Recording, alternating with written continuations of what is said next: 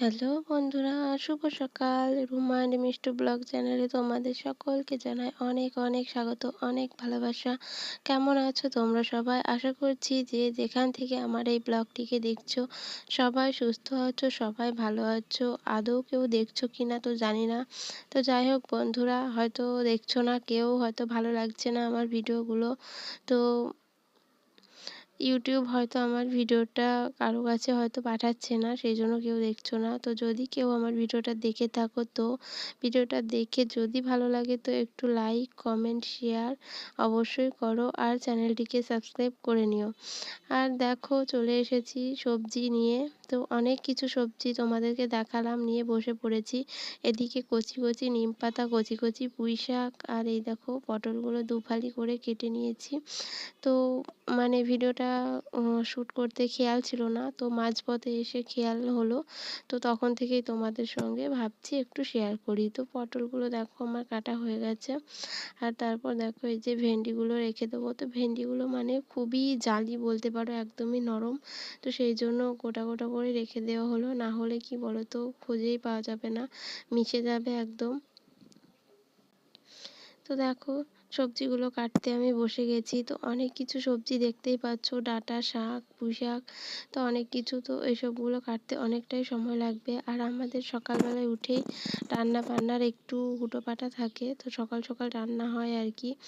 আর সকাল সকাল খাওয়া দাওয়া হয়, তো সেই জন্য একটু রান্না তাড়াতাড়ি থাকে। এদিকে আবার সকালবেলায় উঠেই ঘুম থেকে উঠে কাজকর্ম সেরে মেয়ের জন্য টিফিন বানিয়ে ব্যাগ গুছিয়ে মেয়েকে স্কুলে পাঠিয়ে দিয়েছি। তারপর বসেছি এই সবজিগুলো নিয়ে। তো এগুলো এখন শাশুড়ি মাকে কেটে দিতে হবে, তো উনিই রান্না করছেন এখন। তো ওনাকে কেটে ধুয়ে গুছিয়ে দিতে হবে, তো উনি রান্না করবে। তো দেখো সজনে ডাঁটাগুলো এবার আমি কেটে নিচ্ছি। তো একটু করে খোসাগুলো না ছাড়ালে দেখবে ডাঁটাগুলো খেতে খুব একটা ভালো লাগবে না, শক্ত হয়ে থাকে। তো তারপর দেখো নিয়ে নিলাম পুঁই শাকগুলো। এবার পুঁই শাকগুলো একটু কেটে নেব। তো খুবই নরম পুঁই শাকগুলো। তো এই কচি কচি পুঁই শাক আমার তো খুব ভালো লাগে তো রান্না করলে।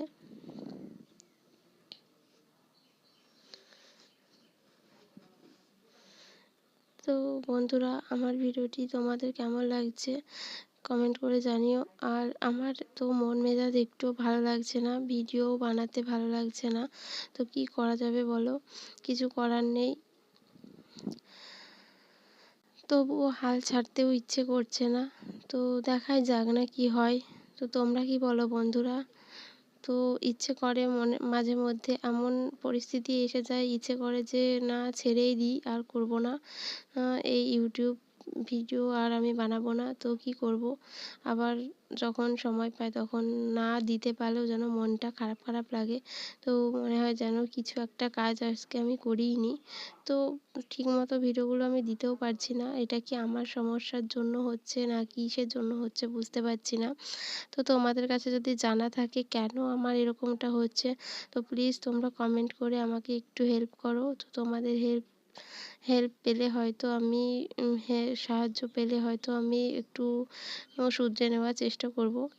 তো তারপর দেখো সবজিগুলো আমার সব কাটা হয়ে গেছে, সব কিছু কেটে গুছিয়ে নিয়েছি। এবার এগুলোকে নিয়ে যাব কলতলায় ধুতে। তো দেখো তারপর আর সারাদিন কোনো ভিডিও করতে পারিনি। তো স্নান ধান করে একটু রেস্ট নিয়ে, এটা হচ্ছে বিকেলবেলার ভিডিও।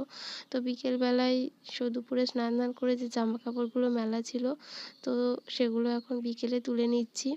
তো দুপুরবেলায় আর কোনো ভিডিও না করিনি, রান্নার পর খাওয়া দাওয়া কোনো কিছুই করিনি। তো ভাবলাম বিকেল থেকে একটু ভিডিওটা করে ভিডিওটা কমপ্লিট করে একটু পোস্ট করব। তো সব সময় দেখবা মনের ওপরে সব কিছু নির্ভর করে। তো মন মেজাজ যদি ভালো না থাকে তো কিছুই ভালো লাগে না। তো ভালো লাগছিল না, তো আবার কি মনে হলো, আবার মনে হলো যেন ভিডিওটা করে কমপ্লিট করে পোস্ট করি। তো দেখো তারপর কমপ্লিট করতে এলাম। তো দেখো জামা কাপড়গুলো তুলে নিলাম, তুলে নিয়ে চলে এসেছি ঘরটা একটু ঝাড় দিতে। তো বিকেলবেলায় তো এই কাজগুলো থাকেই। আর একজন সংসারের মানে গ্রামের এই ঘরের গৃহবধূদের তো মানে সংসারে এই বিকেল আর সকালকার ডিউটিগুলো রোজকার একই ডিউটি। তো একই কাজ, তো একই কাজ তোমাদের সঙ্গে একটু অন্যরকমভাবে শেয়ার করতে হয়। রোজ রোজ একই তো আর ভালো লাগবে না দেখালে, তাই না? তো এক এক দিন এক এক রকম ধরন করে কাজগুলো করে তোমাদের সঙ্গে একটু একটু করে শেয়ার করি। তো দেখো ঘরটা ঝাড় দেওয়া হয়ে গেছে, তারপর দেখো চলে এসেছি একটু উঠোনের দিকে। তো উঠোনে এমন কিছু নোংরা পড়েনি, দেখতেই পাচ্ছ।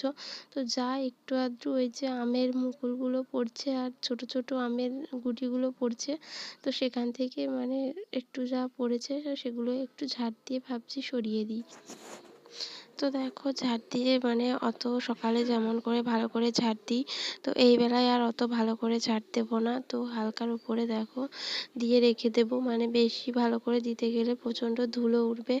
তো আমাদের ঘরে উঠোনে সব কিছুতেই যেন খুবই ধুলো। তো এত ধুলো কি করব, মানে সব সময় ঝাড় দিতে গেলে গা মাথা সব ভর্তি হয়ে যায়। তো সেই জন্য দেখো ঝাড় দিয়ে আমি এক জায়গায় মানে ঠেলে এই যে ওই বনগুলোর দিকে রেখে দিচ্ছি। তো সকালবেলা যখন ঝাড় দিই তখন খুব ভালো করে পরিষ্কার করে ঝাড় দিয়ে নিই। আর এই চারিদিকটার এমন অবস্থা, এরকম পরিবেশে কোনো দিনই পরিষ্কার করে রাখা যায় না। তো যাই হোক, সব কিছু মনের মতো হয় না। তো সব কিছু মনের মতো করতে গেলে ভালোই সময় লেগে যায়। তো মনের মতো ইচ্ছে থাকলেও উপায় থাকে না আর কি। তো দেখো আমার ঝাড় দেওয়া হয়ে গেছে। তারপর দেখো এই দেখো আম গাছটা, তো কত গুটি এসে গেছে, তো ছোট ছোট। তো দেখো আম গাছটা একটু ব্যাকা টাইপের হয়ে গেছে, ওই জন্য আরও ঠেকনো দিতে হয়েছে, না হলে খুব জোরে ঝড় লাগলে পড়ে যেতে পারে, পড়ে যাওয়ার ভয়টা আছে আর কি। তো তারপর দেখো চলে এসেছি, কতগুলো জামা কাপড় কেচে রেখে দিয়েছিলাম। তো সেই জামা কাপড়গুলো এখন আমি ভাঁজ করে নেব। তো এগুলো হচ্ছে আমার বরের জামা কাপড়। তো এগুলো এখন আমি তুলে রাখবো, সেই জন্য তাই গুছোচ্ছি। আর নইলে পারে না তুলে রাখলে সামনে যত রেখে দেবে তত জামা প্যান্টই আমার বরের একটাই খারাপ অভ্যেসের আগেও বলেছিলাম, এই খাটের এই আড়াতে সব ঝুলিয়ে ঝুলিয়ে রেখে দেবে। তো সেটা তো খুবই খারাপ লাগে বলো, ওই সামনে ঝোলানোটা। কিন্তু কিছু করার নেই, কথা বললেও শুনবে না।